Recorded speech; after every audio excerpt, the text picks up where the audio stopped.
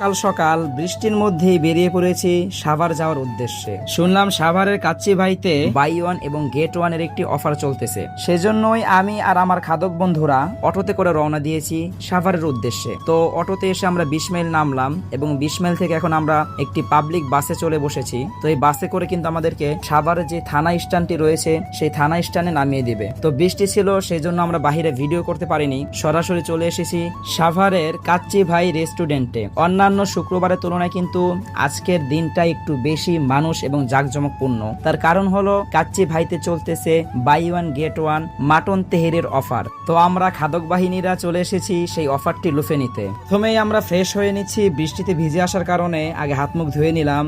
অনেক বৃষ্টি থাকার কারণে আমরা প্রায় ভিজে গেছি। তামিমকে আমি জিজ্ঞেস করলাম তোমার কি অবস্থা, ও বলতেছে ও পুরোপুরি ভিজে গেছে, কিন্তু তারপরেও এখানে আসতে হবে এবং ভরপুর খেতে হবে। সাব্বিরকে জিজ্ঞেস করলাম তোমার কি অবস্থা, ও বলল আমার কিছুই বলার নেই। এদিকে আমাদের আরো 3 জন বন্ধু চলে এসেছে, তো ওরা ওয়াশরুম থেকে ফ্রেশ হয়ে আসতেছে।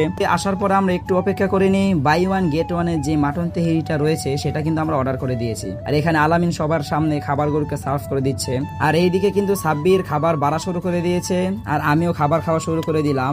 আর তেহারির ভিতরে কিন্তু মাটনের পরিমাণটা অনেক ছিল।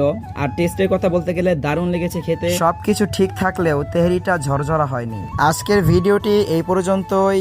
আল্লাহ হাফেজ।